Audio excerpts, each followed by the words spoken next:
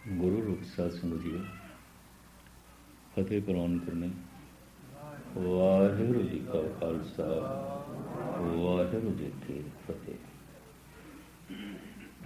ਸੰਸਾਰ ਵਿੱਚ ਜਿਤਨਾ ਵੀ ਵਿਕਾਸ ਹੋਇਆ ਹੈ, ਮਨੁੱਖ ਦੇ ਰਾਹੀਂ ਹੋਇਆ ਹੈ।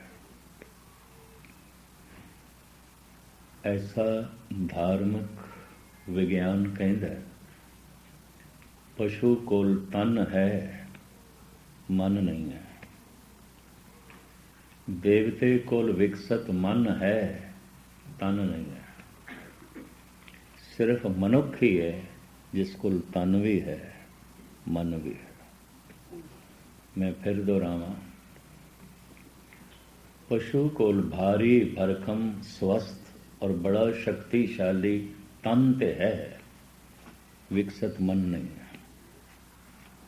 ਬਹੁਤ ਥੋੜਾ ਜਿਹਾ ਭਾਗ ਉਸਦੇ ਮਨ ਦਾ ਜਾਗਿਆ ਹੋਇਆ, ਬਸ ਭੁੱਖ ਮਹਿਸੂਸ ਹੁੰਦੀ ਹੈ, ਪਿਆਸ ਮਹਿਸੂਸ ਹੁੰਦੀ ਹੈ। ਸ਼ਕਤੀ ਅਧਿਕ ਹੋ ਜਾਏ ਤੇ ਨਿਕਾਸ ਕਰਨ ਦਾ ਉਸਦੇ ਅੰਦਰ ਬੋਧ ਆ ਜਾਂਦਾ ਹੈ। ਇਸ ਤੋਂ ਇਲਾਵਾ ਵੀ ਕੁਝ ਜਗਤ ਵਿੱਚ ਹੋ ਸਕਦਾ ਹੈ, ਕੁਛ ਵੀ ਨਹੀਂ ਪਤਾ, ਕੁਛ ਵੀ ਨਹੀਂ ਪਤਾ। ਤਨ ਤੇ ਹੈ, ਮਨ ਨਹੀਂ ਹੈ। ਇਸ ਵਾਸਤੇ ਪਸ਼ੂਆਂ ਦੀ ਦੁਨੀਆ 'ਚ ਕੋਈ ਵਿਕਾਸ ਨਹੀਂ। ਹਜ਼ਾਰਾਂ ਸਾਲ ਪਹਿਲੇ ਜੇ ਆਲਣਿਆਂ 'ਚ ਰਹਿੰਦੇ ਸਨ ਪੰਛੀ, ਤੇ ਅੱਜ ਵੀ ਉੱਥੇ ਹੀ ਨੇ। ਹਜ਼ਾਰਾਂ ਸਾਲ ਪਹਿਲੇ ਜੇ ਪਸ਼ੂ ਜੰਗਲਾਂ ਵਿੱਚ ਘਾਸ ਪਾਤ ਖਾ ਕੇ ਜਾਂ ਸ਼ਿਕਾਰ ਕਰਕੇ ਕੱਚਾ ਮਾਸ ਖਾ ਕੇ ਆਪਣੀ ਉਪਜੀਵਕਾ ਚਲਾਉਂਦੇ ਸਨ, ਅੱਜ ਵੀ ਚਲਾ ਰਹੇ ਨੇ। ਅੱਜ ਵੀ ਉਹੀ ਕੁਛ। ਹਜ਼ਾਰਾਂ ਸਾਲ ਪਹਿਲੇ ਵੀ ਘੁਰਨਿਆਂ 'ਚ ਰਹਿੰਦੇ ਸਨ, ਅੱਜ ਵੀ ਘੁਰਨਿਆਂ 'ਚ ਰਹਿੰਦੇ। ਹਜ਼ਾਰਾਂ ਸਾਲ ਪਹਿਲੇ ਵੀ ਖੁੱਡਾਂ 'ਚ ਰਹਿੰਦੇ ਸਨ, ਅੱਜ ਵੀ ਖੁੱਡਾਂ 'ਚ ਰਹਿੰਦੇ। ਕੋਈ ਉੱਨਤੀ ਨਹੀਂ ਹੋਈ, ਉਹਨਾਂ ਦੇ ਰਾਹੀਂ ਕੋਈ ਵਿਕਾਸ ਨਹੀਂ ਹੋਇਆ। ਜੇ ਹਜ਼ਾਰਾਂ ਸਾਲ ਪਹਿਲੇ ਗਊ ਘਾਸ ਖਾਂਦੀ ਸੀ, ਅੱਜ ਵੀ ਘਾਸ ਖਾਂਦੀ। ਜੇ ਹਜ਼ਾਰਾਂ ਸਾਲ ਪਹਿਲੇ ਸ਼ੇਰ ਕੱਚਾ ਮਾਸ ਖਾਂਦਾ ਸੀ, ਅੱਜ ਵੀ ਕੱਚਾ ਹੀ ਖਾਂਦਾ ਹੈ। ਖੁਰਾਕ ਦੀ ਦੁਨੀਆ 'ਚ ਵੀ ਉੱਨਤੀ ਨਹੀਂ ਹੋਈ। ਕਿਉਂ? ਤਨ ਹੈ, ਮਨ ਨਹੀਂ ਹੈ। ਵਿਕਾਸ ਸਾਰਾ ਮਨ ਦੇ ਰਾਹੀਂ ਆਉਂਦਾ ਹੈ, ਮਨ ਦੇ ਰਾਹੀਂ ਆਉਂਦਾ। ਦੇਵਤੇ ਕੋਲ ਬੜਾ ਪ੍ਰਬਲ ਮਨ ਹੈ, ਗਿਆਨ ਨਾਲ ਭਰਿਆ ਹੋਇਆ, ਵਿਚਾਰ ਨਾਲ ਭਰਿਆ ਹੋਇਆ, ਰਸ ਨਾਲ ਭਰਿਆ ਹੋਇਆ, ਆਨੰਦ ਨਾਲ ਭਰਿਆ, ਪਰ ਉਸ ਕੋਲ ਤਨ ਨਹੀਂ ਹੈ। ਕਿਸੇ ਵਕਤ ਆਪ ਜੀ ਦੇ ਸਾਹਮਣੇ ਖੋਲਾਂਗਾ, ਐਸੀਆਂ ਰੂਹਾਂ ਨੇ ਜਿਨ੍ਹਾਂ ਕੋਲ ਤਨ ਨਹੀਂ ਨੇ। ਉਹਨਾਂ ਰੂਹਾਂ ਵਿੱਚ ਜਿਹੜੀਆਂ ਨੇਕ ਨੇ ਉਹਨਾਂ ਨੂੰ ਦੇਵਤਾ ਕਹਿੰਦੇ ਨੇ, ਜਿਹੜੀਆਂ ਬਦ ਨੇ ਉਹਨਾਂ ਨੂੰ ਭੂਤ ਪ੍ਰੇਤ ਕਹਿੰਦੇ ਨੇ। ਗੁਰੂ ਅਰਜਨ ਦੇਵ ਜੀ ਮਹਾਰਾਜ ਸੁਖਮਨੀ ਸਾਹਿਬ ਵਿੱਚ ਵੀ ਇਸ ਦਾ ਜ਼ਿਕਰ ਕਰਦੇ ਨੇ। ਕਈ ਕੋਟ ਭੂਤ ਪ੍ਰੇਤ ਸੋ ਕਰ ਮਿਰਗਾਜ। ਕਲਗੀਧਰ ਪਾਤਸ਼ਾਹ ਜੀ ਕਹਿੰਦੇ ਨੇ, ਕਹੂੰ ਜਸ ਗੰਧਰਵ ਉਰਗ, ਕਹੂੰ ਵਿਦਿਆਧਰ, ਕਹੂੰ ਭੈ ਕਿਨਰ ਪਿਸਾਚ, ਕਹੂੰ ਪ੍ਰੇਤ। ਹੇ ਪ੍ਰਭੂ, ਤੇਰੀ ਪ੍ਰੇਤਾਂ ਦੀ ਦੁਨੀਆ ਵੀ ਹੈ, ਭੂਤਾਂ ਦੀ ਦੁਨੀਆ ਵੀ ਹੈ, ਪਿਸਾਚਾਂ ਦੀ ਦੁਨੀਆ ਵੀ ਹੈ। ਕਈ ਕੋਟ ਭੂਤ ਪ੍ਰੇਤ ਸੋ ਕਰ ਮਿਰਗਾਜ। ਜੇ ਅੱਜ ਜ਼ਮੀਨ ਦੇ ਉੱਤੇ ਇੱਕ ਨਵੀਂ ਗਣਨਾ ਦੇ ਮੁਤਾਬਕ ਕੋਈ 6 ਅਰਬ ਦੇ ਕਰੀਬ ਮਨੁੱਖ ਹੋ ਚੁੱਕੇ ਨੇ ਸਾਰੀ ਜ਼ਮੀਨ ਦੇ ਵਿੱਚ। ਖਲਾ ਵਿੱਚ, ਵਾਯੂਮੰਡਲ ਵਿੱਚ ਅਰਬਾਂ ਖਰਬਾਂ ਸੂਖਸ਼ਮ ਰੂਹਾਂ ਨੇ, ਬਸਤੀਆਂ ਨੇ। ਜਿਵੇਂ ਇਹਨਾਂ 6 ਅਰਬ ਮਨੁੱਖਾਂ ਵਿੱਚ ਕੁਝ ਚੰਗੇ ਨੇ, ਕੁਝ ਮਾੜੇ ਨੇ, ਉਹਨਾਂ ਰੂਹਾਂ ਵਿੱਚ ਵੀ ਕੁਝ ਚੰਗੀਆਂ ਨੇ, ਕੁਝ ਮਾੜੀਆਂ। ਜੋ ਚੰਗੀਆਂ ਨੇ ਉਹਨਾਂ ਨੂੰ ਦੇਵਤਾ ਕਹਿੰਦੇ ਨੇ, ਜੋ ਬੁਰੀਆਂ ਨੇ ਉਹਨਾਂ ਨੂੰ ਭੂਤ ਪ੍ਰੇਤ ਕਹਿੰਦੇ ਨੇ। ਜੋ ਚੰਗੀਆਂ ਨੇ ਉਹਨਾਂ ਦਾ ਵਾਸਾ ਵੀ ਚੰਗੀ ਥਾਂ ਤੇ ਆਉਂਦਾ, ਕਿਧਰੇ ਸਤਸੰਗ ਵਿੱਚ ਆਉਂਦਾ। ਹਿੰਦੂ ਤੇ ਐਸਾ ਕਹਿੰਦੇ ਜਿੱਥੇ ਰਾਮਾਇਣ ਦੀ ਕਥਾ ਹੋਵੇ ਉੱਥੇ ਹਨੂਮਾਨ ਦੀ ਰੂਹ ਹੁੰਦੀ ਹੈ, ਇੰਝ ਕਹਿੰਦੇ ਹਨ। ਸਤਸੰਗੀ ਆਤਮਦਰਸ਼ੀ ਮੰਨਦੇ ਨੇ ਚੰਗੀਆਂ ਰੂਹਾਂ ਦਾ ਵਾਸਾ ਸਤਸੰਗ ਵਿੱਚ ਹੁੰਦਾ ਹੈ। ਭੂਤ ਪ੍ਰੇਤਾਂ ਦਾ ਵਾਸਾ ਮਾੜੀ ਥਾਂ ਤੇ ਹੁੰਦਾ ਹੈ। ਇਹਦਾ ਜਿਹੜਾ ਲੰਬਾ ਚੌੜਾ ਖੁਲਾਸਾ ਕਿਸੇ ਵਕਤ ਫਿਰ ਆਪ ਜੀ ਦੇ ਸਾਹਮਣੇ ਰੱਖਾਂਗਾ, ਪਰ ਹੈ ਗਿਆਨ। ਇਹ ਸਾਰਾ ਬ੍ਰਹਿਮੰਡ ਭਰਿਆ ਹੋਇਆ। ਦੇਵਤਾ ਜਿਹਦਾ ਦੀਵਾ ਜਲਿਆ ਹੋਇਆ ਸਮਝ ਹੈ, ਗਿਆਨ ਹੈ। ਦੇਵਤੇ ਕੋਲ ਮਨ ਹੈ, ਤਨ ਨਹੀਂ ਹੈ। ਪਸ਼ੂ ਕੋਲ ਬੜਾ ਵਿਕਸਤ ਭਾਰੀ ਭਰਕਮ ਤਨ ਹੈ, ਸਾਡੇ ਨਾਲੋਂ ਵੱਡਾ ਤਨ ਹੈ ਹਾਥੀ ਕੋਲ। ਬੜਾ ਸ਼ਕਤੀਸ਼ਾਲੀ ਤਨ ਹੈ ਘੋੜੇ ਕੋਲ। ਜਿਤਨਾ ਤੇਜ਼ ਹਿਰਨ ਦੌੜ ਸਕਦਾ ਅਸੀਂ ਨਹੀਂ ਦੌੜ ਸਕਦੇ।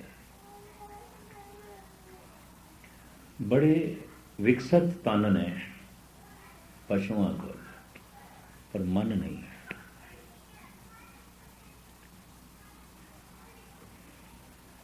ਇਸ ਵਾਸਤੇ ਪਸ਼ੂ ਰੁਕਿਆ ਹੋਇਆ ਹੈ ਔਰ ਪਸ਼ੂ ਸੁਖ ਦੇ ਚ ਜੀ ਰਹੇ ਨੇ। ਦੇਵਤਾ ਅਧਿਆਤਮਕ ਰਸ ਤੱਕ ਪਹੁੰਚਿਆ ਹੋਇਆ ਹੈ, ਆਨੰਦ ਤੱਕ ਪਹੁੰਚਿਆ ਹੋਇਆ ਹੈ। ਮੁਕਤ ਹੋਣ ਵਾਸਤੇ ਉਸ ਨੂੰ ਇੱਕ ਹੋਰ ਜਨਮ ਚਾਹੀਦਾ ਹੈ, ਪਰ ਅਧਿਆਤਮਕ ਰਸ ਤੱਕ ਆਨੰਦ ਤੱਕ ਪਹੁੰਚਿਆ ਹੋਇਆ ਹੈ। ਪਸ਼ੂ ਰੁਕਿਆ ਹੋਇਆ ਹੈ, ਬ੍ਰਹਮ ਗਿਆਨੀ ਸੰਤ ਦੇਵਤਾ ਪਹੁੰਚਿਆ ਹੋਇਆ ਹੈ, ਮਨੁੱਖ ਰਸਤੇ ਵਿੱਚ ਹੈ। ਤੋ ਪੀੜਾ ਸਾਰੀ ਮਨੁੱਖ ਨੂੰ ਹੈ, ਦੁੱਖ ਸਾਰਾ ਮਨੁੱਖ ਨੂੰ ਹੈ, ਵਿਪਤਾ ਸਾਰੀ ਮਨੁੱਖ ਨੂੰ ਹੈ। ਰਸਤੇ ਜੋ ਹੈ, ਰਸਤੇ ਦੇ ਉਤਾਰ ਚੜ੍ਹਾਅ ਨੇ, ਰਸਤੇ ਦੀ ਦੌੜ ਹੈ, ਰਸਤੇ ਦੀ ਥਕਾਵਟ ਹੈ, ਰਸਤੇ ਦੀ ਉਕਤਾਹਟ ਹੈ। ਰਸਤਾ ਆਖਰ ਰਸਤਾ ਹੈ। ਪਸ਼ੂ ਚੱਲ ਹੀ ਨਹੀਂ ਰਿਹਾ, ਰੁਕਿਆ ਹੋਇਆ ਹੈ। ਇੱਕ ਬ੍ਰਹਮ ਗਿਆਨੀ ਸੰਤ ਪਹੁੰਚਿਆ ਹੋਇਆ, ਪਹੁੰਚ ਗਿਆ। ਮਨੁੱਖ ਰਸਤੇ 'ਚ ਹੈ। ਨਾ ਪਸ਼ੂ ਦੁਖੀ ਨੇ, ਨਾ ਸੰਤ ਤੇ ਦੇਵਤੇ ਦੁਖੀ ਨੇ, ਦੁਖੀ ਸਿਰਫ ਮਨੁੱਖ ਹੈ। और जितना सियाणा मनुख है उतना ज़्यादा दुखी है, जितना मूर्ख है उतना घट दुखी है। क्योंकि पशु अचेत ने तो दुख महसूस ही नहीं करते। अचेत है, सुन्न है। जैसे डॉक्टर ने किसी का ऑपरेशन करना होंगे उसनों अचेत कर देंगे, सुन्न कर देंगे। उन ते निक्की जी सोई लगे तो मनुख तड़पेगा, पर बड़े बड़े चाकू चल रहे हैं, चीरिया फाड़िया जा रहे, कुछ भी नहीं। दुख महसूस करने वास्ते जागृति चाहिए है। मनुख थोड़ा जिहा जागया होया है, दुख महसूस करता है। और जेड़ा मनुख जितना ज्यादा जागया होया है, बेइज्जती का दुख, नुकसान का दुख, परिवारिक दुख, शरीरक दुख उतना ही ज्यादा महसूस करेगा। जितना कुबड़ है, मूड है, पशु की तरह, ना बेइज्जती का दुख, ना शर्मो हया, ना नुकसान का दुख, कुछ भी नहीं, कुछ भी। पशुओं के विचों भी कुछ पशु ऐसे ने दुख सुख महसूस करते हैं या कर सकते हैं। ऐसे पशुओं के हाथी है, गऊ है, मोर है, हंस है, घोड़ा है, कुछ और नहीं। दुख सुख महसूस करते हैं, हर गल महसूस करते हैं। मैं ये नहीं कहता कि सारे घोड़े सियाणे होंगे, सारे ते मनुख भी सियाणे नहीं होंगे। मैं ये भी नहीं कह रहा कि सारे हाथी सोचते हैं, सारे ते मनुख भी नहीं सोचते। कुछ औसत 1%, 2% हाथियों के हाथी बहुत सियाणे होंगे। 1-2% घोड़ियां के घोड़े बहुत सियाणे होंगे। 1-2% गऊआं के गऊआं बहुत सियाणियां होंगे, हंस बहुत सियाणे होंगे। दुख सुख ज्यादा महसूस करते हैं और इन्हां दे अंदर धार्मिक भावनावां भी पैदा हो सकती हैं, क्योंकि महसूस करने लग पे। 1-2 उदाहरण मैं थोड़े सामने रखा। ਧੰਨ ਗੁਰੂ ਗੋਬਿੰਦ ਸਿੰਘ ਜੀ ਮਹਾਰਾਜ ਮਾਲਵੇ ਦੀ ਧਰਤੀ ਦੇ ਸਫ਼ਰ ਕਰ ਰਹੇ ਨੇ, ਘੋੜੇ ਤੇ ਸਵਾਰ ਨੇ, ਨਾਲ 20-25 ਸਿੰਘ ਨੇ, ਉਹ ਵੀ ਘੋੜਿਆਂ ਤੇ। ਅਚਾਨਕ ਸਤਿਗੁਰ ਦਾ ਘੋੜਾ ਰੁਕ ਗਿਆ। ਸਤਿਗੁਰ ਲਗਾਮ ਖਿੱਚਦੇ ਨਹੀਂ ਚੱਲਦਾ। ਐਸਾ ਪਹਿਲੀ ਦਫਾ ਹੋਇਆ ਹੈ ਕਿ ਘੋੜਾ ਆ ਗਿਆ, ਨਹੀਂ ਮੰਨ ਰਿਹਾ। ਸਤਿਗੁਰ ਇਸ਼ਾਰਾ ਕਰਦੇ ਨੇ, ਫਿਰ ਵੀ ਨਹੀਂ ਚੱਲਦਾ। ਮਾਰਿਆ ਸਤਿਗੁਰ ਨੇ ਕਦੀ ਹੈ ਨਹੀਂ ਸੀ, ਲੋੜ ਵੀ ਨਹੀਂ ਸੀ। ਇਸ਼ਾਰਿਆਂ ਨਾਲ ਚੱਲਣ ਵਾਲਾ ਅੱਜ ਨਹੀਂ ਚੱਲਦਾ। ਲਗਾਮ ਖਿੱਚਦੇ ਨੇ, ਨਹੀਂ ਚੱਲਦਾ। ਮਹਾਰਾਜ ਕਾਠੀ ਤੋਂ ਥੱਲੇ ਉਤਰੇ ਵੀ ਸ਼ਾਇਦ ਕੋਈ ਪੈਰ ਦੇ 'ਚ ਲੱਗ ਨਾ ਗਿਆ ਹੋਵੇ, ਕੋਈ ਜ਼ਖਮ ਨਾ ਹੋਵੇ। ਪਰ ਥੱਲੇ ਉਤਰਦਿਆਂ ਸਾਰ ਪਲਾਥੀ ਮਾਰ ਕੇ ਇੱਕਦਮ ਕਾਠੀ ਤੇ ਬੈਠ ਗਿਆ। ਔਰ ਜਿਉਂ ਘੋੜੇ ਨੂੰ ਮੋੜਿਆ ਤੇ ਮੁੜ ਪਿਆ, ਜਿਉਂ ਚਲਾਇਆ ਤੇ ਚੱਲ ਪਿਆ। ਸਿੰਘ ਪੁੱਛਦੇ ਨੇ, ਮਹਾਰਾਜ ਇੱਕੋ ਹੀ ਤੇ ਪਹਿਲੀ ਹੈ ਜਿਹੜਾ ਆਪਾਂ ਲੰਘ ਕੇ ਪਹੁੰਚਣਾ, ਉਹ ਸਾਹਮਣੇ ਹਵੇਲੀ ਹੈ, ਇੱਕੋ ਹੀ ਪਹਿਲੀ ਹੈ। ਲੰਬਾ ਵੱਲਾ ਬਹੁਤ ਦੂਰ ਪੈ ਜਾਏਗਾ, ਜੇ ਸਾਰਾ ਵੱਲਾ ਪਾ ਕੇ ਜਾਣਾ ਪਏਗਾ, ਕਿਤੇ ਵਾਟ ਬਹੁਤ ਲੰਬੀ ਹੋ ਜਾਏਗੀ। ਸਤਿਗੁਰ ਕਹਿਣ ਲੱਗੇ, ਇਸ ਲੰਬੀ ਵਾਟ ਨੂੰ ਤੈਅ ਕਰਕੇ ਹੀ ਹਵੇਲੀ ਤੱਕ ਪਹੁੰਚਾਂਗਾ। ਸਾਡਾ ਘੋੜਾ ਇਸ ਪਹਿਲੀ ਚੋਂ ਨਹੀਂ ਲੱਗਦਾ। ਕਿਉਂ? 2 ਸਾਲ ਪਹਿਲੇ ਇਹਦੇ ਤਮਾਕੂ ਬੀਜਿਆ ਗਿਆ ਸੀ, ਇਸ ਵਾਸਤੇ ਨਹੀਂ ਲੱਗਦਾ। ਇਤਨੀ ਸੂਝ ਘੋੜੇ ਨੂੰ ਵੀ ਹੈ। ਕਵੀ ਸੰਤੋਖ ਸਿੰਘ ਜੀ ਨੇ ਸਾਰੀ ਕਥਾ ਲਿਖੀ ਹੈ, ਗੁਰਪ੍ਰਤਾਪ ਸੂਰਜ ਦੀ। ਇਤਨੀ ਸਮਝ ਘੋੜੇ ਨੂੰ ਵੀ ਹੈ। ਮਨੁੱਖ ਤੇ ਨੂੰ ਤੇ ਹੁਣ ਸਮਝ ਆ ਗਈ ਹੈ ਇਹਨਾਂ 10-20 ਸਾਲਾਂ ਦੇ ਕਿ ਤਮਾਕੂ ਕਿਤਨਾ ਹਾਨੀਕਾਰਕ ਹੈ ਔਰ ਮਨੁੱਖ ਲਈ ਕਿਤਨਾ ਨੁਕਸਾਨਦਾਇਕ ਹੈ। ਕੈਂਸਰ ਦਾ, ਹਰ ਤਰ੍ਹਾਂ ਦੇ ਫੇਫੜਿਆਂ ਦੇ ਕੈਂਸਰ ਦਾ, ਗਲੇ ਦੇ ਕੈਂਸਰ ਦਾ ਜਨਮਦਾਤਾ ਹੈ। ਇਹ ਤੇ ਅੱਜ ਸਮਝ ਪਈ ਹੈ। 350 ਸਾਲ ਪਹਿਲੇ, 350 ਸਾਲ ਪਹਿਲੇ ਸਤਿਗੁਰ ਸਾਨੂੰ ਰੋਕ ਦੇਣਾ ਹੈ। ਘੋੜੇ ਨੂੰ ਸਮਝ ਹੈ। ਘੋੜਿਆਂ ਵਿੱਚੋਂ ਵੀ ਕੁਝ ਘੋੜੇ ਐਸੇ ਹੁੰਦੇ ਨੇ, ਸਿਆਣੇ ਹੁੰਦੇ ਨੇ। ਮੈਂ ਫਿਰ ਅਰਜ਼ ਕਰਾਂ, ਮੈਂ ਇਹ ਨਹੀਂ ਕਹਿ ਰਿਹਾ ਸਾਰੇ ਘੋੜੇ ਸਿਆਣੇ ਹੁੰਦੇ ਨੇ, ਸਾਰੇ ਮਨੁੱਖ ਵੀ ਸਿਆਣੇ ਨਹੀਂ ਹੁੰਦੇ।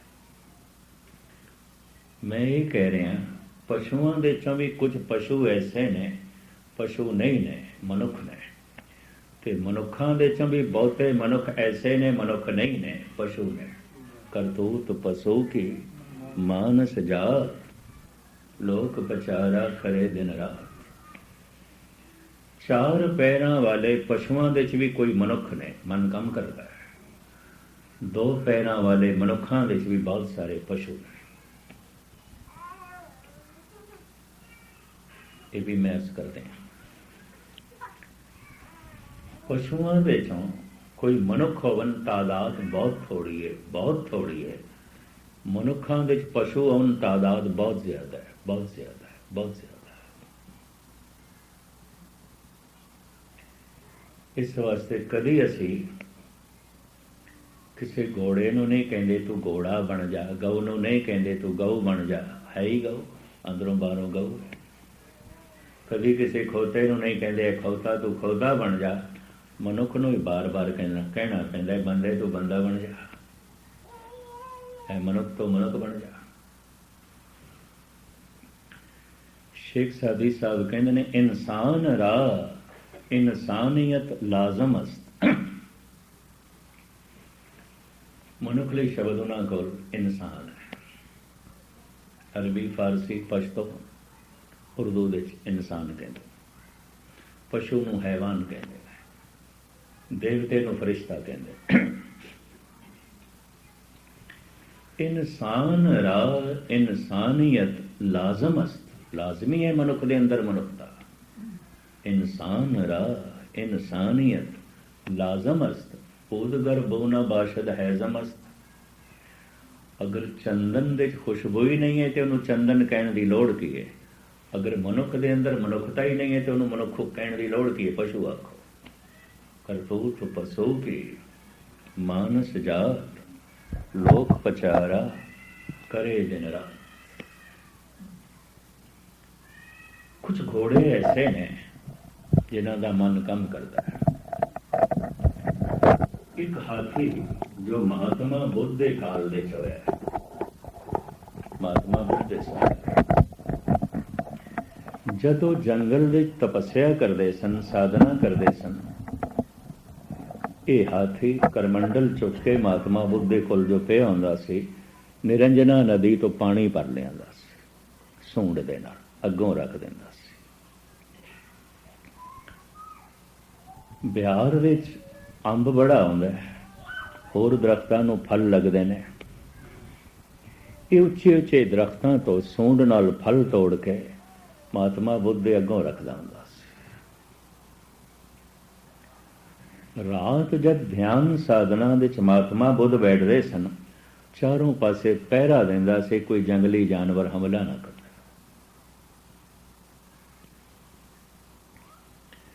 जिस दिन महात्मा बुद्ध उस जंगल नूं छोड़ के जान लगे ने, इस हाथी ने तड़प तड़प के अपने प्राण दे दिते, चीखे है बड़ा। उन्होंने इतनी समझ सी मनुखों की दुनिया च मैं नहीं रह सकता, तो जंगल दे हुणे संत रहिंदा नहीं, जा रहे है, जा रहे है। तड़प तड़प के उसने अपने प्राण दिते। एक हाथी की कथा धन गुरु तेग बहादुर साहब जी महाराज हर दूजे तीजे शब्द विच दोहरांदे ने, रिपीट करते हैं।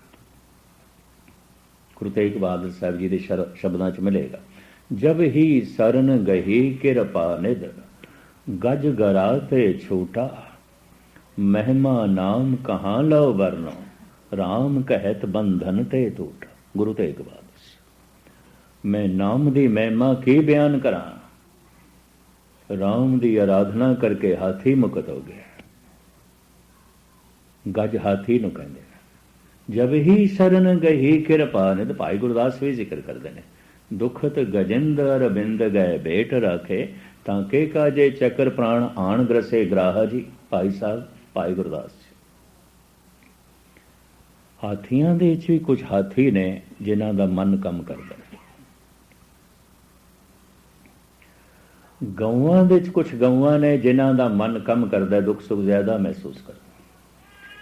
इस वास्ते भारत दे आदि काल तो धार्मिक जगत विच इन्हां पशुआं नूं मारना इंज कह दिता गया जिवें मनुख नूं मारना। की पता किहड़ी सियाणी गऊ है, की पता है मनुख किस तरह निर्णय करेगा, किहड़ा सियाणा हाथी। इस वास्ते इस नूं कतल करना जिवें मनुख नूं कतल करना, इहदा मांस करना जिवें इंसान दा मांस खाना। सन 44 की गल है, बाबा सुंदर सिंह अली वेग वाले, शायद थोड़े विचों कोई सरगोदा गुजरात गुजरांवाले के इलाके का होवे, लाहौर तो परे, उन्होंने पता है, क्योंकि लਹਿੰਦੇ पंजाब दे बाबा सुंदर सिंह जी की बड़ी गल सी। एक ब्रह्म ज्ञानी आत्मा से, गुजरांवाला गुजरात, सरगोदा, मियाँ वाली, मुल्तान दियाँ संगतां उन्हां तो सदके जांदियां सन, कुर्बान जांदियां सन। कश्मीर दी संगतां भी अठे पैर एक जुड़ी हुई आत्मा सी। 60 गवां सन डेरे च, सवेर दे टाइम पट्ठे वो आप पांदे सन। अमृत वेले तो बाद जो सूरज चढ़दा सी, उन्हां गवां नूं पट्ठे आप पांदे सन। रात नूं लंगर दा विच बचियां होईयां कोई रोटियां, कोई होर साजो समान वो भी पा देंदे सन, ते हर एक दी पिठ ते हथ फेरदे सन। ऐसा भी बुजुर्ग सुनाते ने, अजे भी कुछ बुजुर्ग हैगे ने जो अश्क बार अखां नाल इस वारता नूं सुणाते ने। एक दिन जल्दी सन, अखंड पाठ का भोग पैण वाला सी। सारियां गवां नूं पट्ठे पाए, 2-2 रोटियां मूँह च पाईयां, लेकिन अखीर दियां जड़ियां 2 गवां सन, पट्ठे ते पा दिते, रोटियां रख दित्तियां, पिठ ते हथ नहीं फेरिया, उन्होंने घास नूं मूँह ही नहीं मारिया, खड़ियां ही नहीं खाता। चौर कर रहे सन, समाप्ति हुई पाठ की, तो एकदम बाहर भजे होया आ गए। ਅੰਦਰ ਬੈਠੀਆਂ ਹੋਈਆਂ ਸੰਗਤਾਂ ਵੀ ਹੈਰਾਨ ਹੈ ਜੇ ਅਰਦਾਸ ਹੋਣੀ ਹੈ। ਇਸ ਤਰ੍ਹਾਂ ਕਦੀ ਬਾਬਿਆਂ ਨੇ ਕੀਤਾ ਨਹੀਂ, ਅੱਜ ਕਰਦੇ ਪਏ। ਬਾਹਰ ਆ ਕੇ ਉਹਨਾਂ ਦੋਹਾਂ ਗਊਆਂ ਦੀ ਪਿੱਠ 'ਤੇ ਹੱਥ ਫੇਰਿਆ, ਆਖਿਆ ਤੁਹਾਡੀ ਤਰੰਗਾ ਨੇ ਮੈਨੂੰ ਚੌਰ ਨਹੀਂ ਕਰਨ ਦਿੱਤੀ ਮਹਾਰਾਜ 'ਤੇ, ਮੇਰੇ ਕੋਲ ਭੁੱਲ ਹੋ ਗਈ ਹੈ, ਮਾफ़ ਕਰਨਾ। ਗਊ ਤੋਂ ਮਾफ़ੀ ਪੈ ਮੰਗਦਾ, ਮੱਥੇ 'ਤੇ ਹੱਥ ਫੇਰਿਆ, ਪਿੱਠ 'ਤੇ ਹੱਥ ਫੇਰਿਆ, ਉਹ ਰੋਟੀਆਂ ਚੁੱਕ ਕੇ ਮੂੰਹ 'ਚ ਪਾਈਆਂ ਔਰ ਉਹਨਾਂ ਗਊਆਂ ਦੀ ਅੱਖਾਂ 'ਚੋਂ ਹੰਝੂ ਟਪਕ ਗਏ। ਕੁਛ ਗਊਆਂ ਐਸੀਆਂ ਜਿਨ੍ਹਾਂ ਦਾ ਮਨ ਕੰਮ ਕਰਦਾ ਹੈ। ਚੁਆਲੀ ਵਿੱਚ ਉਹ ਆਪਣੀ ਦੇਹੀ ਛੱਡ ਗਏ। ਜੈਸੇ ਅਰਥੀ ਉਸ ਡੇਰੇ 'ਚੋਂ ਨਿਕਲੀ, ਇਹ ਕੋਈ ਮਿਥਿਹਾਸ ਮੈਂ ਨਹੀਂ ਬਿਆਨ ਪਿਆ ਕਰਦਾ, 60 ਗਊਆਂ ਨੇ ਤੜਪ ਤੜਪ ਕੇ ਆਪਣੇ ਪ੍ਰਾਣ ਦੇ ਦਿੱਤੇ ਉੱਥੇ। ਸਾਰੇ ਗੁਜਰਾਤ ਦੇ ਇਲਾਕੇ 'ਚ ਹਾਹਾਕਾਰ ਮਚ ਗਿਆ ਸੀ। ਹੈ ਇੱਕ ਗਊ ਨਹੀਂ, ਸਾਰਿਆਂ ਨੇ। ਕਾਨਪੁਰ ਦੇ ਜਾਂ ਆਲੇ ਦੁਆਲੇ ਦੇ ਸ਼ਹਿਰਾਂ ਜਦ ਮੈਨੂੰ ਕੋਈ ਇਹ ਦਾਸਤਾਨ ਸੁਣਾਉਂਦਾ ਸੀ, ਆਪਣੀ ਤਰਕ ਬੁੱਧੀ ਕਰਕੇ ਮੈਂ ਐਸਾ ਸੋਚ ਲੈਂਦਾ ਸੀ ਵੀ ਇਹਨਾਂ ਦੀ ਸ਼ਰਧਾ ਹੈ, ਬਾਬਿਆਂ 'ਚ ਇਹਨਾਂ ਦੀ ਸ਼ਰਧਾ ਹੈ। ਲੇਕਿਨ 5-6 ਸਾਲ ਪਹਿਲੇ ਇੱਕ ਘਟਨਾ ਘਟੀ ਹੈ। ਇਹ ਤਮਿਲਨਾਡੂ ਦੇ ਵਿੱਚ ਘਟ ਗਿਆ। ਸ਼ਾਇਦ ਆਪਨੇ ਕ੍ਰਿਸ਼ਨਾ ਮੂਰਤੀ ਦਾ ਨਾਂ ਸੁਣਿਆ ਹੋਵੇ। ਭਾਰਤ ਵਿੱਚ ਲੋਕੀ ਗਊਆਂ ਖੁੱਲੀਆਂ ਵੀ ਛੱਡ ਦਿੰਦੀਆਂ ਹਨ, ਗਲੀਆਂ 'ਚ ਘੁੰਮਦੇ। ਕੁਛ ਮੰਦਰਾਂ ਦੇ ਚੜਾ ਦਿੰਦੇ ਨੇ, ਗਊਆਂ ਖੁੱਲੀਆਂ ਹੀ ਰਹਿੰਦੀਆਂ। ਐਸੀ ਪਰੰਪਰਾ ਹੈ ਪੁਰਾਣੀ, ਔਰ ਖਾਸ ਕਰਕੇ ਤਮਿਲਨਾਡੂ ਦੇ ਜ਼ਿਆਦਾ। ਆਸ਼ਰਮ ਦੇ 'ਚੋਂ ਸ਼ਾਮ ਦੇ ਵਕਤ ਕਥਾ ਕਰਦੇ ਸਨ, ਸਵੇਰੇ ਆਪਣੀ ਧਿਆਨ ਸਾਧਨਾ। 3 ਦਿਨ ਉਹ ਇੰਗਲਿਸ਼ ਦੇ 'ਚ ਬੋਲਦੇ ਸਨ, 1 ਦਿਨ ਹਿੰਦੀ ਦੇ 'ਚ ਤੇ 3 ਦਿਨ ਫਿਰ ਤਮਿਲ ਦੇ 'ਚ ਬੋਲਦੇ ਸਨ। ਆਪਣੀ ਮਾਦਰੀ ਜ਼ਬਾਨ ਦੇ 'ਚ, ਤਮਿਲ ਦੇ 'ਚ ਬੋਲਦੇ ਸਨ। ਭਾਸ਼ਾਵਾਂ ਦਾ ਬੜਾ ਗਿਆਨ ਸੀ ਉਹਦਾ। ਇੱਕ ਗਊ 4:30 ਤੋਂ 5:30 ਇਹਨਾਂ ਨੇ ਕਥਾ ਕਰਨੀ ਹੈ, 5-7 ਮਿੰਟ ਪਹਿਲੇ ਆ ਜਾਂਦੀ ਸੀ। ਔਰ ਆਸ਼ਰਮ ਦਾ ਜਿਹੜਾ ਗੇਟ ਸੀ ਉਹਦੇ ਬਾਹਰ ਖੜੀ ਰਹਿੰਦੀ ਸੀ। ਖੁੱਲੇ ਲਾਨ ਦੇ 'ਚੋਂ ਕਥਾ ਕਰਦੇ ਸਨ, ਖੁੱਲੀ ਜਗ੍ਹਾ 'ਤੇ ਛਾਂ ਹੋ ਜਾਂਦੀ ਸੀ। ਉਸ ਖੁੱਲੇ ਬਗੀਚੇ 'ਚ ਬੈਠ ਕੇ ਉਹਨਾਂ ਨੇ ਕਥਾ ਕਰਨੀ। 1000-1500 ਕਦੀ 2000 ਕਦੀ ਇਸ ਤੋਂ ਜ਼ਿਆਦਾ ਇਕੱਠ ਸੰਗਤਾਂ ਦਾ ਸੁਣਨ ਨੂੰ ਆ ਜਾਂਦਾ ਸੀ। ਇੱਕ ਦਿਨ ਉਸ ਗਊ ਨੇ ਹਿੰਮਤ ਕੀਤੀ, ਅੰਦਰ ਆ ਗਈ। ਜਿੱਥੇ ਸੰਗਤਾਂ ਬੈਠਦੀਆਂ ਸਨ ਉੱਥੇ ਆ ਕੇ ਖੜੀ ਹੋ ਗਈ। ਇੱਕ ਸੇਵਾਦਾਰ ਨੇ ਸੋਟੀ ਚੁੱਕੀ, ਬਈ ਬਾਹਰ ਕੱਢੀ ਹੈ, ਪਸ਼ੂ ਹੈ। ਕ੍ਰਿਸ਼ਨਾ ਮੂਰਤੀ ਨੇ ਕਥਾ ਕਰਦਿਆਂ ਹੋਇਆ ਰੋਕਿਆ, ਨਾ, ਇਹ ਸਾਡੀ ਪੱਕਾ ਸਰੋਤਾ ਹੈ। ਤੁਹਾਡੇ ਵਿੱਚੋਂ ਕਦੀ ਕੋਈ ਆਉਂਦਾ, ਕਦੀ ਕੋਈ ਨਹੀਂ ਆਉਂਦਾ, ਇਹ ਰੋਜ਼ ਆਉਂਦੀ। ਤੁਹਾਡੇ ਵਿੱਚੋਂ ਕੁਝ ਬਥੇਰੇ ਐਸੇ ਨੇ ਗੱਲ ਮੇਰੀ ਨਹੀਂ ਸਮਝਦੇ, ਸਮਝਦੀ ਹੈ। ਤੁਹਾਡੇ ਵਿੱਚੋਂ ਕੁਝ ਐਸੇ ਵੀ ਨੇ ਸਿਰਫ ਰਸਮਨ ਆਉਂਦੇ ਨੇ, ਪਿਆਰ ਨਹੀਂ ਹੈ। ਇਹਦੇ ਅੰਦਰ ਪਿਆਰ ਵੀ ਹੈ, ਭਾਵਨਾ ਵੀ ਹੈ। ਇਹਦੇ ਲਈ ਸੋਟੀ ਚੁੱਕੀ ਹੈ, ਇਹਦੇ ਪੈਰੀ ਪੈ, ਇਹਦੀ ਤੂੰ ਹੀਨ ਕੀਤੀ ਹੈ। ਇਹ ਮੇਰੀ ਸਰੋਤਾ ਹੈ, ਇਹ ਪ੍ਰਮਾਤਮਾ ਦੇ ਨਾਮ ਦੀ ਸਰੋਤਾ ਹੈ। ਮਾਫੀ ਮੰਗੀ ਉਸ ਸੇਵਾਦਾਰ ਨੇ ਗਊ ਦੇ ਕੋਲੋਂ। ਉਹਨਾਂ ਸੰਤਾਂ ਨੇ ਮੰਗਵਾਈ ਔਰ ਸੋਟੀ ਪਰੋਂ ਸੁੱਟੀ। ਉਸ ਦਿਨ ਤੋਂ ਬਾਅਦ ਰੋਜ਼ ਉਹ ਅੰਦਰ ਆਉਣ ਲੱਗੀ। 4.5 ਸਾਲ ਹੋਏ ਨੇ, ਉਹਨਾਂ ਦੀ ਦੇਹ ਹੀ ਸ਼ਾਂਤ ਹੋਈ, ਚਲਾਣਾ ਕਰ ਗਿਆ। ਉਹਨਾਂ ਦੀ ਅਰਥੀ ਜੈਸੇ ਆਸ਼ਰਮ ਦੇ ਚੋਂ ਨਿਕਲੀ, ਪਹਿਲੇ ਜਿਸ ਗੇਟ ਦੇ ਉੱਤੇ ਖੜੀ ਹੁੰਦੀ ਸੀ, ਜੈਸੇ ਉਸ ਗੇਟ ਦੇ ਚੋਂ ਉਹ ਅਰਥੀ ਨਿਕਲੀ, ਉੱਥੇ ਹੀ ਉਸਨੇ ਉੱਚੀ ਉੱਚੀ ਬੋਲ ਕੇ ਤੜਪ ਕੇ ਪ੍ਰਾਣ ਦਿੱਤੇ ਨੇ। ਇਹ ਹੁਣ ਦੀ ਗੱਲ ਹੈ। ਗਊਆਂ ਦੇ ਚੌਂਕ ਵੀ ਕੁਝ ਗਊਆਂ ਐਸੀਆਂ ਨੇ, ਸੋਚਦੀਆਂ ਨੇ, ਸਮਝਦੀਆਂ ਨੇ। ਹਾਥੀਆਂ ਦੇ ਚੋਂ ਵੀ ਕੁਝ ਹਾਥੀ ਐਸੇ ਨੇ, ਸੋਚਦੇ ਨੇ, ਸਮਝਦੇ ਨੇ। ਤਾਂ ਹੀ ਤਿਆਗ ਤੇ ਬੈਰਾਗ ਦੀ ਮੂਰਤੀ ਧੰਨ ਗੁਰੂ ਤੇਗ ਬਹਾਦਰ ਸਾਹਿਬ ਜੀ ਮਹਾਰਾਜ ਨੂੰ ਬਾਰ-ਬਾਰ ਉਸ ਹਾਥੀ ਦਾ ਜ਼ਿਕਰ ਕਰਨਾ। ਔਰ ਸਾਨੂੰ ਸਮਝਾਉਣ ਵਾਸਤੇ ਦੇਖੋ ਤੇ ਸਹੀ ਹਾਥੀ ਮੁਕਤ ਹੋ ਗਏ, ਤੂੰ ਬੰਧਨਾਂ ਦੇ ਚ ਪਿਆ। ਉਹ ਰਾਮ ਦਾ ਸਹਾਰਾ ਪਕੜਦਾ, ਤੂੰ ਨਹੀਂ ਪਕੜਦਾ। ਸਮਝਾਉਂਦੇ, ਜਬ ਹੀ ਸਰਨ ਗਈ ਕਿਰਪਾ ਨਿਧ, ਗਜ ਗਰਾ ਤੇ ਛੂਟਾ, ਮਹਿਮਾ ਨਾਮ ਕਹਾ ਲਓ ਬਰਨੋ, ਰਾਮ ਕਹਿਤ ਬੰਧਨ ਤੇ ਟੂਟਾ। ਆਮ ਤੌਰ ਤੇ ਪਸ਼ੂਆਂ ਕੋਲ ਤਨ ਹੈ, ਮਨ ਨਹੀਂ ਹੈ। ਦੇਵਤੇ ਕੋਲ ਬੜਾ ਵਿਕਸਤ ਮਨ ਹੈ। ਦੇਵਤੇ ਦੋ ਤਰ੍ਹਾਂ ਦੇ।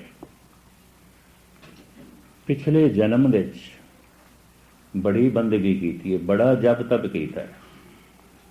ਉਦਾਹਰਣ ਮਾਤਰ ਜਿਵੇਂ 100 ਮੀਲ ਦੀ ਯਾਤਰਾ ਹੋਵੇ, 90 ਮੀਲ ਤੇ ਤੈਅ ਕਰ ਚੁੱਕੇ ਸਨ। ਫਿਰ ਸਰੀਰ ਦਾ ਅੰਤ ਹੋ ਗਿਆ, ਵਾਟ ਤੇ ਰਹਿ ਗਈ। ਐਸੀ ਰੂਹ ਦਾ ਜਲਦੀ ਜਨਮ ਨਹੀਂ ਆਉਂਦਾ, ਕਿਉਂ? ਉਹ ਇਤਨੀ ਪਵਿੱਤਰ ਹੈ, ਇਤਨੀ ਪਵਿੱਤਰ ਹੈ, ਉਹਨੂੰ ਕੋਈ ਪਵਿੱਤਰ ਗੋਦ ਚਾਹੀਦੀ ਹੈ ਸੰਸਾਰ ਵਿੱਚ ਆਉਣ ਵਾਸਤੇ। ਇਸ ਵਾਸਤੇ ਖਲਾ ਵਿੱਚ ਦੇਵਤੇ ਭਟਕਦੇ ਨੇ, ਬਹੁਤ ਲੰਬੇ ਸਮੇਂ ਤੱਕ ਭਟਕਦੇ। ਇਸ ਤਰ੍ਹਾਂ ਦਾ ਮੈਂ ਇੱਕ ਦ੍ਰਿਸ਼ ਹਜ਼ੂਰ ਸਾਹਿਬ ਦੇਖਿਆ, ਜੋ ਇਹਨਾਂ ਨੇ ਅੱਖਾਂ ਨੇ ਦੇਖਿਆ ਔਰ ਰੋਜ਼ ਦੇਖਿਆ। ਉਦੋਂ ਬਾਬਾ ਹਰਨਾਮ ਸਿੰਘ ਜੀ, ਬਾਬਾ ਨਿਧਾਨ ਸਿੰਘ ਤੋਂ ਬਾਅਦ ਉਹੀ ਸੇਵਾ ਕਰਦੇ ਸਨ ਲੰਗਰ ਦੇ। ਉਹਨਾਂ ਦੇ ਅਕਾਲ ਚਲਾਣੇ ਤੋਂ ਬਾਅਦ ਬਾਬਾ ਨਿਧਾਨ ਸਿੰਘ ਜੀ ਦੇ ਸਵੇਰੇ ਉਹ 10 ਵਜੇ ਕਿਧਰੇ ਲੰਗਰ ਖੋਲ੍ਹਦੇ ਸਨ ਤੇ ਲੰਗਰ ਦੇ ਸਾਰੇ ਭਾਂਡੇ ਵੱਜਣ ਲੱਗ ਪਏ। ਲੰਗਰ ਤੇ ਅਜੇ ਤਿਆਰ ਨਹੀਂ ਸੀ, ਕਿਧਰੇ 12-1 ਵਜੇ ਬਣਨਾ ਸੀ। ਸਾਰੇ ਭਾਂਡੇ ਵੱਜਣ ਲੱਗ ਪਏ, ਖੜ ਖੜ ਖੜ ਖੜ, ਬੜਾ ਸ਼ੋਰ। ਸੰਗਤਾਂ ਡਰ ਗਈਆਂ, ਬਾਬੇ ਹੈਰਾਨ, ਇਹ ਕੀ ਹੋ ਗਿਆ। ਫਿਰ ਤੇ ਐਸਾ ਹੋਇਆ, ਘੰਟਾ 1.5 ਘੰਟਾ ਰੋਜ਼ ਖੜਕਦੇ ਸਨ। ਕੁਝ ਸਿਆਣੇ ਮਹਾਂਪੁਰਸ਼ਾਂ ਨੇ ਕਹਿ ਦਿੱਤਾ, ਬਾਬਾ ਜੀ 10 ਵਜੇ ਲੰਗਰ ਖੋਲ ਦਿੰਦੇ ਸਨ, ਤੁਸੀਂ ਉਦੋਂ ਖੋਲੋ, ਲੇਟ ਨਾ ਕਰੋ, ਤੇ ਅਖੰਡ ਪਾਠ ਵੀ ਰਖਾ ਲਓ। ਅਖੰਡ ਪਾਠ ਰਖਾਇਆ, ਅਰਦਾਸ ਕੀਤੀ, ਮਹਾਰਾਜ ਇਹ ਨਾ ਹੋਵੇ। ਸੰਗਤਾਂ ਡਰ ਜਾਂਦੀਆਂ, ਲੋਕੀ ਕਮਰਿਆਂ ਚੋਂ ਨਿਕਲ ਆਏ, ਭੱਜਦੇ ਨੇ, ਭੈਭੀਤ ਹੋ ਜਾਂਦੇ ਨੇ, ਇਹ ਕੀ ਹੋ ਗਿਆ। ਅਰਦਾਸ ਸਫਲ ਹੋਈ, ਸਾਰੇ ਭਾਂਡੇ ਵਜਣੇ ਤੇ ਬੰਦ ਹੋ ਗਏ। ਇੱਕ ਡਰਮ ਵੱਜਦਾ ਸੀ, ਉਹ ਗਲਬਨ 15-20 ਸਾਲ ਤੱਕ ਵੱਜਦਾ ਰਿਹਾ। ਮੈਨੂੰ ਜਦ ਸੱਚਖੰਡ ਸ੍ਰੀ ਹਜ਼ੂਰ ਸਾਹਿਬ ਦੇ ਪੁਜਾਰੀ ਨੇ, ਬਾਬਾ ਮੋਹਨ ਸਿੰਘ ਹੈਡ ਪੁਜਾਰੀ ਨੇ, ਜਦ ਇਹ ਆਖਿਆ ਕੋਈ ਪਵਿੱਤਰ ਆਤਮਾ, ਥੋੜੀ ਜਿਹੀਆਂ ਵਾਟ ਰਹਿ ਗਈ ਹੋਣੀ ਹੈ, ਕੋਈ ਡੇਰੇ ਦਾ ਸਿੰਘ ਹੋਣਾ, ਭਜਨ ਬਹੁਤ ਕਰਦਾ ਹੋਣਾ, ਬੰਦਗੀ ਬਹੁਤ ਕਰਦਾ ਹੋਣਾ, ਸੇਵਾ ਬਹੁਤ ਕਰਦਾ ਹੋਣਾ, ਮੁਕਤ ਨਹੀਂ ਹੋਇਆ ਹੋਣਾ, ਜਨਮ ਲੈਣਾ ਚਾਹੁੰਦਾ, ਕੋਈ ਗੋਦ ਚੰਗੀ ਚਾਹੀਦੀ, ਪਵਿੱਤਰ ਗੋਦ ਚਾਹੀਦੀ ਹੈ। ਹਰ ਗੋਦ ਤੋਂ ਨਹੀਂ ਆ ਸਕਦਾ, ਦੇਵਤਾ ਹੈ। ਇਹ ਕੰਮ ਉਸਦਾ ਹੈ ਔਰ ਅਜੇ ਵੀ ਕਰੀ ਜਾ ਰਿਹਾ। ਮੈਂ ਕਿਹਾ, ਪੁਜਾਰੀ ਸਾਹਿਬ ਤੁਸੀਂ ਇਤਨੇ ਗਿਆਨੀ ਹੋ, ਪੜ੍ਹੇ ਲਿਖੇ ਹੋ, ਇਤਨੇ ਟੀਕੇ ਕੀਤੇ ਨੇ, ਤੁਸੀਂ ਵੀ ਸਵੈਮ ਤੋਂ ਮਾਦ ਦੇ ਚ ਪੈ ਗਏ। ਕਹਿਣ ਲੱਗੇ, ਗਿਆਨੀ ਸਿੰਘਾ ਤੂੰ ਆਪ ਹੀ ਜਾ ਕੇ ਸੁਣ ਲੈ। 9:30 ਦੇ ਕਰੀਬ ਵੱਜਦਾ ਸੀ। 7:30 ਤੋਂ 8:30 ਦਾਸ ਕਥਾ ਕਰਦਾ ਸੀ। ਅਰਦਾਸ ਹੁੰਦੇ ਆ, ਸਮਾਪਤੀ ਹੁੰਦੇ ਆ, 9:30 ਪੌਣੇ 10 ਵੱਜ ਜਾਂਦੇ ਸਨ। ਫਿਰ ਮੈਂ ਕਿਹਾ, ਪੁਜਾਰੀ ਸਾਹਿਬ ਮੈਂ ਕਥਾ ਕਰਕੇ ਇੱਕਦਮ ਚਲਾ ਜਾਵਾਂਗਾ, ਨਹੀਂ ਰੁਕਾਂਗਾ, ਮੈਂ ਦੇਖਣਾ ਹੈ, ਸੁਣਨਾ ਹੈ, ਗੱਲ ਹੈ ਕਿ ਨਹੀਂ। ਨਾਲ ਹੋਰ ਸਿੰਘ ਸਨ ਮੇਰੇ, ਉਹਨਾਂ ਨੂੰ ਵੀ ਮੈਂ ਲੈ ਗਿਆ। ਉੱਥੇ ਗਿਆ ਤੇ ਆਲੇ ਦੁਆਲੇ ਸੰਗਤਾਂ ਬੈਠੀਆਂ ਹੋਈਆਂ ਸਨ ਸੁਣਨ ਵਾਸਤੇ, ਮੈਂ ਵੀ ਬੈਠ ਗਿਆ। ਬਾਬਾ ਹਰਨਾਮ ਸਿੰਘ ਮੈਨੂੰ ਦੇਖ ਕੇ ਹੱਸ ਪਏ, ਕਿਉਂਕਿ ਉਹਨਾਂ ਨੂੰ ਵੀ ਕਿਧਰੇ ਪਤਾ ਸੀ ਵੀ ਇਹ ਤਾਰਕਿਕ ਬੰਦਾ, ਤਰਕ ਕਰਦਾ ਹੈ। ਜੈਸੇ ਜ਼ੋਰ ਦਾ ਵਜਿਆ ਤੇ ਥੋੜ੍ਹੇ ਜਿਹਾ ਮੈਨੂੰ ਵੀ ਕੰਬੜੀ ਛਿੜੀ। ਅਚਾਨਕ ਆਪਣੇ ਖਿਆਲਾਂ 'ਚ ਮੈਂ ਬੈਠਾ। ਮੈਂ ਕਿਹਾ, ਸਾਰਿਆਂ ਨੇ ਸੁਣਿਆ ਤੇ ਸਾਰਿਆਂ ਨੇ ਫਿਰ ਜੈਕਾਰਾ ਗਜਾਇਆ ਤੇ ਵਾਹਿਗੁਰੂ ਵਾਹਿਗੁਰੂ ਬੋਲੇ। हर साल दास होले मल्ले के दिनों कथा करने लई जांदा रहा, हुण भी जांदा है। मैं सुनदा रहा उसनूं। देवते कोलों मन ते है, ज्ञान ते है, रस भी है, तन नहीं है। दूजे देवते उन्होंने कहते ने, ज्ञानी ने, भजन बंदगी करते ने, शुभ कर्म ने, उन्हों की सुरत परमात्मा के मार्ग ते चली हुई है। देवते या पहुँच गए ने, देवते ने, जीवदे ने। लोग कह देंगे ने मनुख नहीं है, देवता है। मुसलमानों से कहते ने ये इंसान नहीं है, फरिश्ता है, ये फरिश्ता है। पशुओं विच सिर्फ पशु ही आते हैं, फरिश्तियां विच, देवतियां दे सिर्फ देवते ही आते हैं। एक मनुख है, ये तिन्ने रूप तुसीं वेख सकते। कोई मनुख दिखाई देंदा होवेगा, पशु होवेगा। कोई मनुख दिखाई देंदा होवेगा, देवता होवेगा, फरिश्ता होवेगा। और कोई मनुख वाकई मनुख होवेगा जिन्हों असीं कह देने ये अंदर इंसानियत का मादा है, ये इंसान है। ये अंदर मनुखता का मादा है, ये तो मनुख है, ये मानवता के दायरे च रहिंदा है। तो आप दी ज्ञात लई अर्ज करा, मुक्त होण लई मनुखा तन महान है। मुक्त होण लई पशु नूं भी लंबी चौड़ी यात्रा तो बाद मनुख होना पेगा। देवते नूं भी मनुखता का जन्म धारण करना पेगा। इस दे ही को सिमरें देर, सो दे ही बजहर की सेर। देवते भी कहते साडा जन्म होवे ते असीं जिहड़ी थोड़ी वाट रहिंदी है तय करिए ते गल खत्म। मनुख ही महान है। सारा विकास मनुख ने किया है संसार दे। ते विकास इतना क्यों किया है? इहदे पिछे सिर्फ भुख भोजन दी भुख ने ऐसा करवाया है। 2 रोटियां ने करवाया है। कोई इंजीनियर है, कोई डॉक्टर है, कोई लॉयर है, कोई बहुत तगड़ा व्यापारी है, बिजनेसमैन है, कोई मजदूरी कर रहे है। हज़ारां तरह के धंधियां विच प्रवृत्त लोग 2 रोटियां मनुख कोले सब कुछ करा रही हैं। भोजन की भुख ने मनुख दे कोल इतना विकास करा लिया।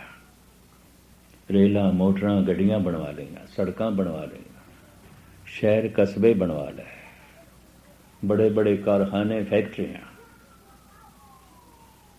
पदार्थां की भुख, भोजन की भुख, पानी की प्यास ने मनुख दे कोल बड़ा विकास कराया, बड़ा विकास कराया।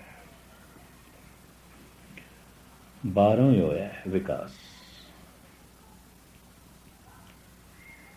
परमात्मा की प्यास ने, परमात्मा की भुख ने मनुख दे कोल बड़ा भारी अध्यात्मक विकास कराया। पता नहीं कितने धर्म ग्रंथों की रचना हुई।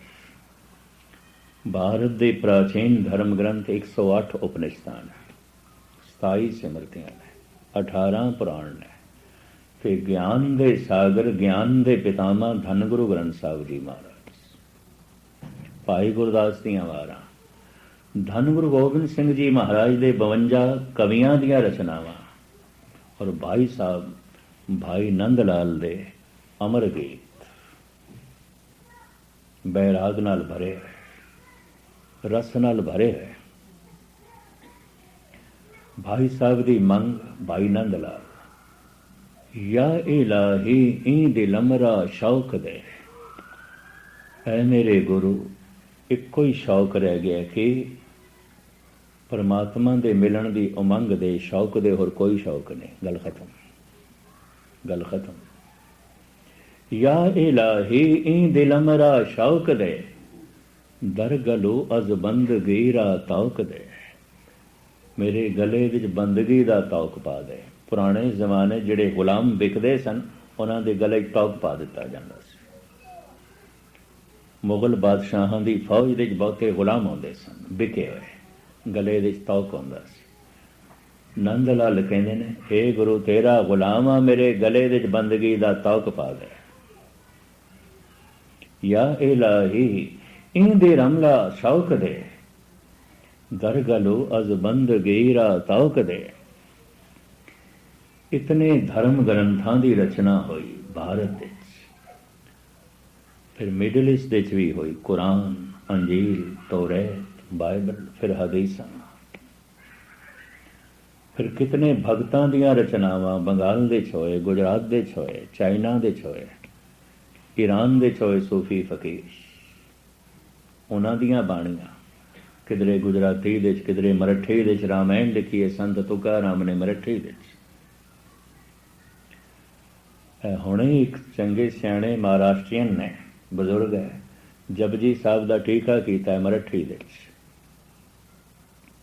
ताकि महाराष्ट्रियन लोग पढ़न। एक होर सज्जन ने तेलुगु दे किया जपजी साहब का टीका।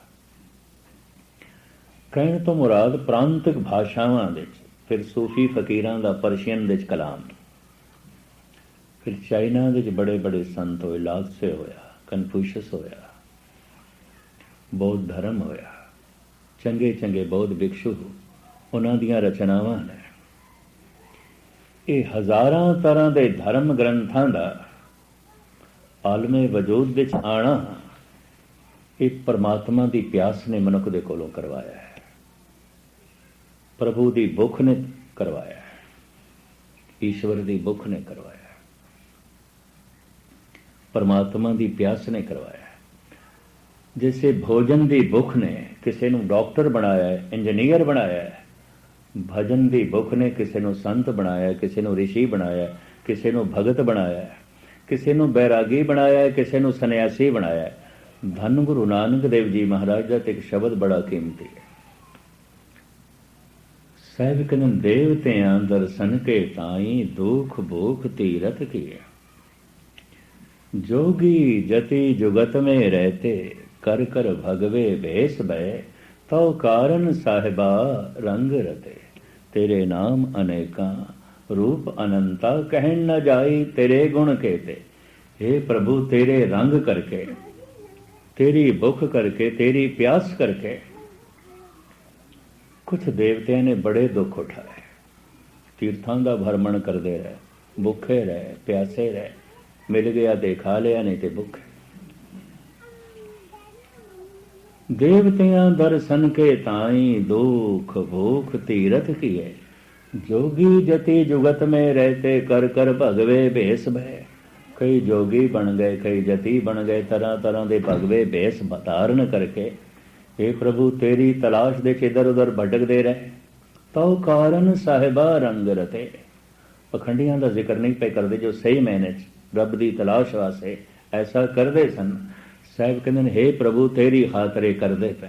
तो कारण साहिबा रंग रते तेरे नाम अनेका रूप अनंता कहन न जाई तेरे गुण कहते।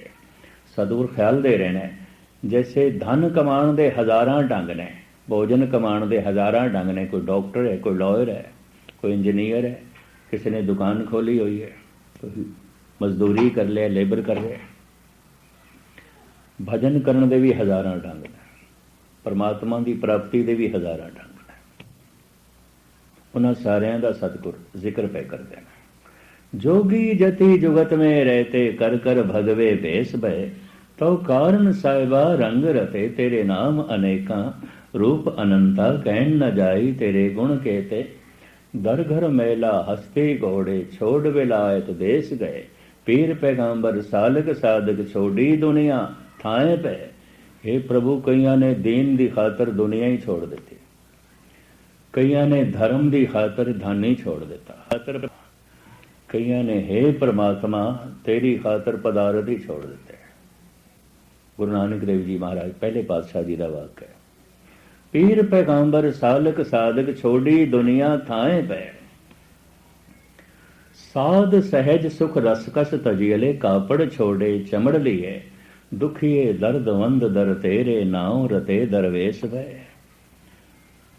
कईयां ने तरह तरह के स्वादां नूं छड़ दिता, साध सहज संसारी सुखां नूं छोड़ दिता, घर का रहना छड़ दिता, रुखां थले रात कटनी, तरह तरह के पकवान छकने छोड़ देते, रुखा सुखा खा के उपजीविका चलाने। साध सहज सुख रस कस तजियले कापड़ छोड़े चमड़ लिए। हे प्रभु कईयां ने कम चमड़े दी जो है खल छाल ਉਹਦੇ ਨਾਲ अपना तन ढक लिया, तरह तरह के कपड़ियां का पहनना भी छड़ दिता। कापड़ छोड़े चमड़ लिए दुखिए दर्द वंद दर तेरे नाम रते दरवेश भये। प्रभु पता नहीं कितने संसार दे उन्होंने दुख उठाए तेरे लिए। महाराज उन्हों की वकालत पे कर दें, उन्होंने नाल खड़े होके दुखिए दर्द वंद दर तेरे, इन्ने दुख उठाए ने हे प्रभु तेरे लिए। दुखिए दर्द वंद दर तेरे नाम रते दरवेश भय। इन्हां च कई तेरे नाम नाल रंगे गए, दरवेश बन गए, संत बन गए, पहुंच गए, भगत बन गए। खलड़ी खपड़ी लकड़ी चमड़ी सिखा सूत धोती कीनी, तू साहिब हो स्वांगी तेरा प्रणवे नानक जात कैसी। तेरे दर ते कोई जात नहीं पुछी जाती। किसी ने कोई भेख धारण किया, किसी ने कोई भेख धारण, कितने स्वांग धारण किए ने हे प्रभु तेरे लिए। दर्दी दाता धन गुरु नानक देव जी महाराज सारियां दा दर्द वंडांदे, सारियां दे पक्ष विच खड़े होंदे। भजन दी प्यास ने, भजन दी भुख ने किसी नूं जोगी बनाया, सन्यासी बनाया, बैरागी बनाया, संत बनाया, महंत बनाया, ऋषि बनाया, मुनि बनाया, गुणी बनाया, ज्ञानी बनाया। जैसे भोजन की भुख ने किसी ने इंजीनियर बनाया, दो रोटियां ही पिछे कम पियां कर दियां। भोजन की भुख नहीं किसी ने डॉक्टर बनाया, दो रोटियां ही पिछे कम पई कर दियां। ये दो रोटियां का मसला ना होंदा तो किसी ने डॉक्टर नहीं बनना सी, किसी ने इंजीनियर नहीं बनना सी। ये भी मैं अर्ज कर, सारा मनुखता का विकास रुक जाना सी। बाहर का सारा विकास भोजन